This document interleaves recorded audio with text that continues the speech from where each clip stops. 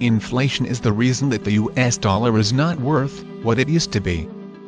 Inflation is the process of the Federal Reserve Bank, which is not part of the US, inserting new money into the US economy.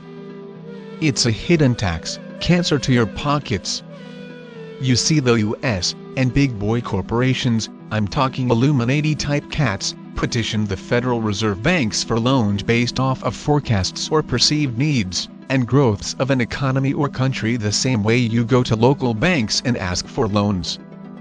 Now the Federal Reserve is the only place that can create money. Everyone else can generate money.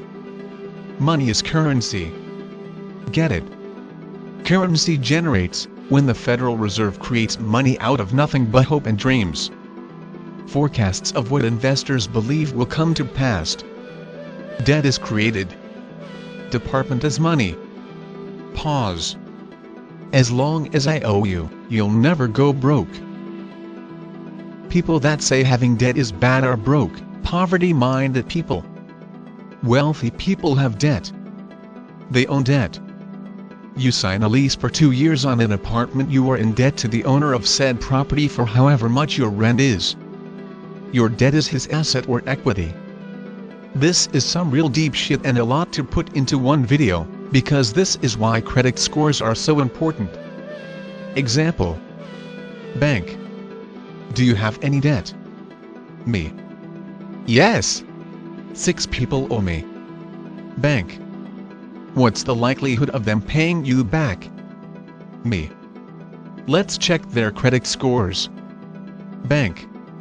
Since your debtors have good credit scores, they are likely to pay you back. We can loan you some money, because you are likely to be able to pay us back. Now let's continue.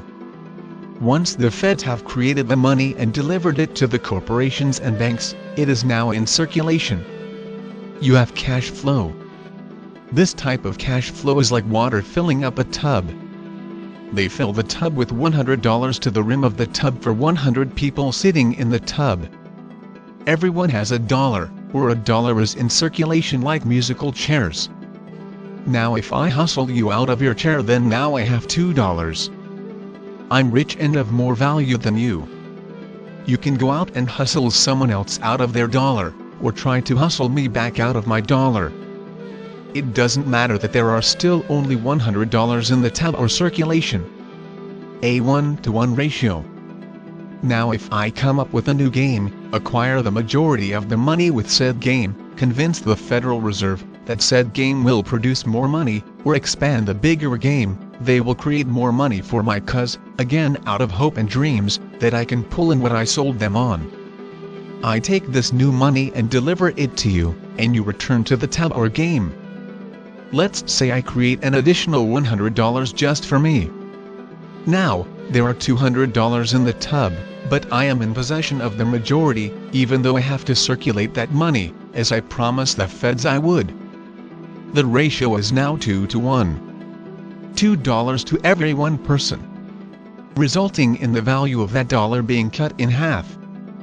The remaining players in the game that don't have the money or the game to go to the Federal Reserve can only take from what's already in the tub. The Hunger Games, I on the other hand already possess the majority of the money as well as power, because I can buy more tools than anyone else.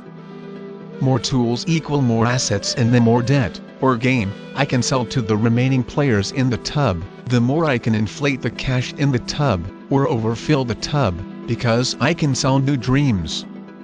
People know that there is more money in the tub, and they want it. That new car, bigger house, etc. They want to keep their position as alpha or rich. They can't go to the feds and create new money, so they work with what tools are left in the tub.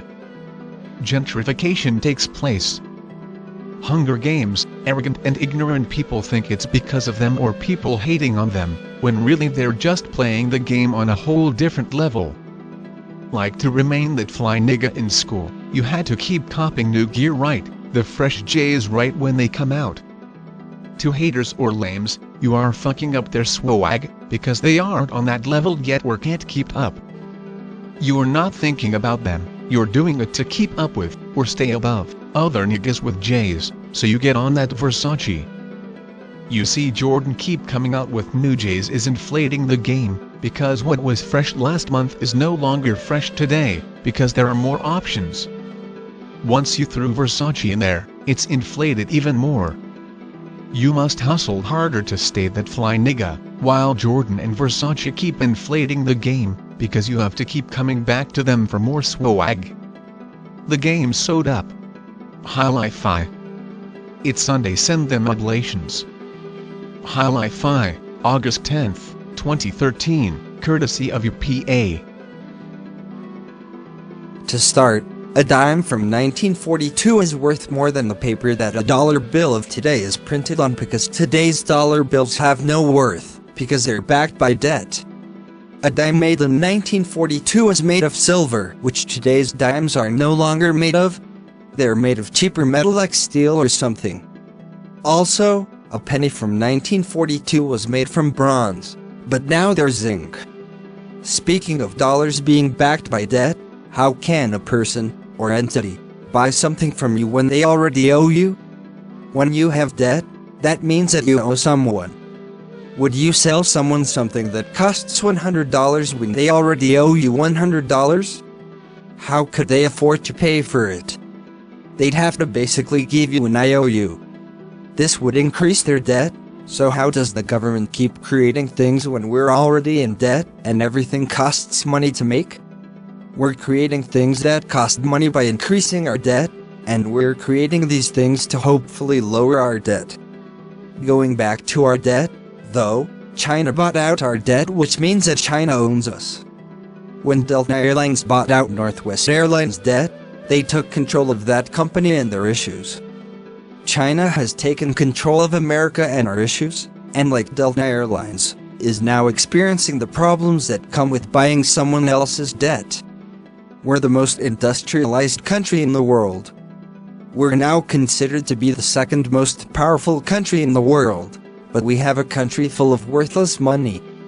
How did America acquire so much debt? America decided to bail out the companies that were too big to fail. When did the country become so dependent upon certain businesses that if they were to fail it would mean the demise of the country and other countries? Business and politics go hand in hand. Politics and how they really work. It's nice to believe that voting for a delegate is the true end-all be-all, but in reality, it's only a small portion of politics. I got a more in-depth sight of politics looking at mafia specials. Watching the specials, I saw a pattern. Politicians mostly only concern themselves with who has funded them. Running a campaign is hard work and costs lots of money, so in order to run campaigns, politicians raise funds, people donate. However, small donations aren't nearly enough for an aspiring politician to make a serious run for a position, so they have to contact serious lobbyists, people with a lot of money to back them. Serious lobbyists are usually entrepreneurs themselves, and politicians are similar to entrepreneurs, so they understand the whole concept, I scratch your back, and you scratch mine. Campaign lobbyists place large sums of money behind politicians with the agreement that if that politician gets in office, the politician will return the favor by enacting policies that benefit his or her lobbyists. This sounds like a gamble, right? Now, the truly astute lobbyist understands that there is a chance that the politician won't win, or even make it down to the finals. The last two politicians going at each other, so she waits until the finalists are declared and backs both of them regardless of the party they represent, because the party really doesn't matter, with the agreement that the politician will enact policies that benefit the lobbyist. By doing this, the lobbyist wins either way, because regardless of who wins the position, she will owe the lobbyist. Looking at mafia specials, I saw this was how the mafia did it to ensure their interest and to ensure their reign would continue unfazed. The breakdown. Once a person has attained proper finances, it's a great idea to become a lobbyist so that now the person can begin attaining power while furthering their financial objectives. Thecking_65, February 18, 2013. In the movie The Titanic, the protagonist of the film is a woman that is from old money that is quickly drying up. She needs to quickly marry a wealthy man to keep her family living in the life of luxury. Old money used to mean people that were descendants of robber barons. These descendants sometimes would become lazy or just weren't astute enough to continue keeping their families wealthy, and the families would fall by the wayside. These families came into riches in the 18th or 19th century, but most fell off by the start of the 20th century. These families were wealthier than the country of America and more powerful too, but when they fell off, the country of America continued moving along like nothing happened because the country was still developing. Now then, the country Prussia used to be one of the most powerful countries in the start of the 20th century, but has since faded into non-existence, so this means even countries can be bought out, taken over, and or can go out of business. A very astute business person would allow a failing company to liquidate everything and buy their assets at below market price. Also, they'd buy their business once all of the expenses have been taken care of, and the business can no longer remain. This can be applied to buying countries and or taking over countries as well. Thecking_65, August 10, 2013, courtesy of UPA.